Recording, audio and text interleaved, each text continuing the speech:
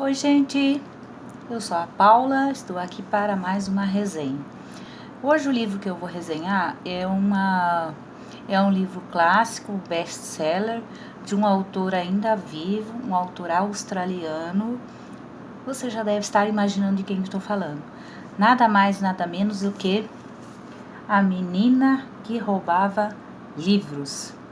E eu acho que muita gente já leu esse livro, porque ele é realmente um livro muito bom, e também porque ele tem uma versão para o cinema.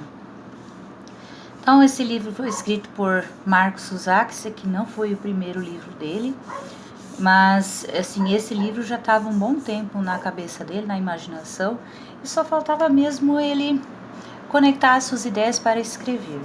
Então, ele queria escrever uma história falando de alguém que roubava livros, mas a princípio a história era para ter sido ambientada na Austrália mesmo.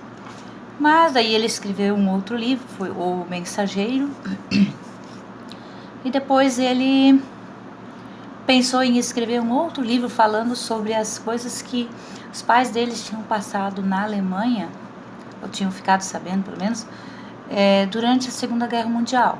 Aí ele juntou as duas ideias, criando então uma personagem que roubava livros e colocou-a num ambiente como um ambiente difícil, vamos dizer assim, ambientado, né?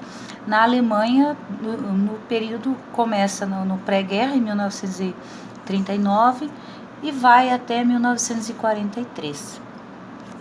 O livro, então, conta a história da Liesl, uma menina de 7 para 8 anos de idade, que é levada pela mãe para uma família adotiva, uma cidade pequena que se chama Moking.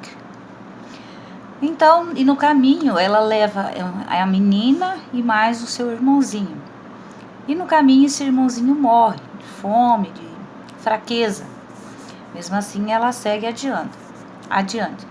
Aí no local onde o menino vai ser enterrado, que é ao lado dos trilhos de trem, durante o enterro, o coveiro deixa cair um livro.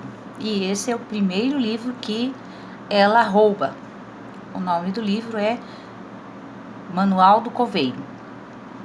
Quando ela chega na casa dos seus pais adotivos, ela se depara com uma senhora austera, que é a Rosa, e com um homem muito cativante, muito simpático, que é o Hans. E vão ser, no caso, os pais adotivos dela. A princípio, ela demora um pouco para se ambientar, para começar a se sentir à vontade. Ela tinha os pesadelos dela, aí começou a ir para a escola. Mas como ela não sabia ler, ela foi motivo de chacota entre os coleguinhas. Mas aos poucos, pegando inclusive aquele livro que ela tinha roubado, ela, ajudada pelo pelo pai adotivo, ela começa a aprender a ler. E como ela tinha muita vontade, seu progresso foi muito rápido. Aí ela conheceu também um menino chamado Rudy, que era o seu vizinho, e que desde o primeiro instante em que a viu, já se prontificou a ajudá-la em tudo o que precisasse. E de fato, durante toda a trajetória da história, ele a ajuda bastante. Aí, prosseguindo mais para frente, chega na casa desse casal que já estava numa situação de pobreza também, pouca comida, porque o pai era pintor, mas aí não tinha trabalho mais, e a mãe lavava roupa para várias famílias, e pouco a pouco elas foram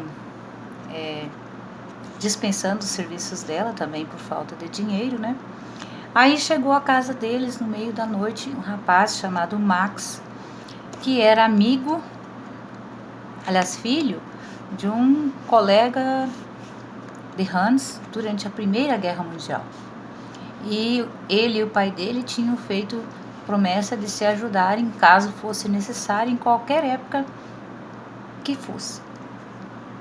Então eles abrigaram aquele jovem Max no porão da casa deles. Ele tinha que ficar escondido porque ele era judeu. Mas Liesl imediatamente se apegou a ele, né? E os dois acho que ela fez de conta, na cabeça dela, ele é como o irmão que ela havia perdido, que morreu, né?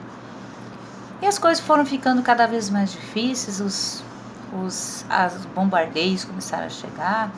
Lisa já sabia ler um pouco mais. Aí teve um dia em que a mãe dela, a Rosa, mandou ela entregar as roupas que ela tinha lavado e passado na casa do prefeito, que era para uma das famílias que ela prestava serviço.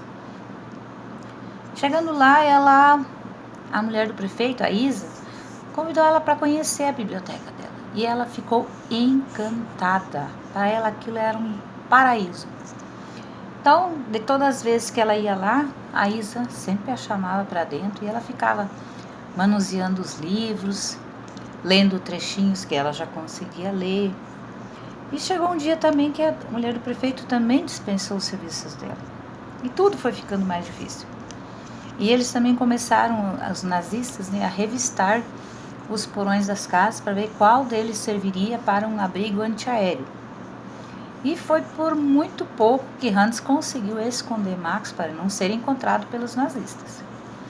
E depois disso, Max inclusive foi embora, porque entendeu que a sua presença ali era muito perigosa para a família. Então ele foi embora. E depois começaram a acontecer uns bombardeios. E num desses bombardeios eles estavam, então, nesse abrigo antiaéreo. E estavam caindo muitas bombas, então todo mundo estava muito tenso. E a Lisa começou a contar histórias da imaginação dela e que ela lembrava das histórias que ela tinha lido até então. Então, uma história muito bonita, muito triste, mas ao mesmo tempo de esperança, de perseverança também.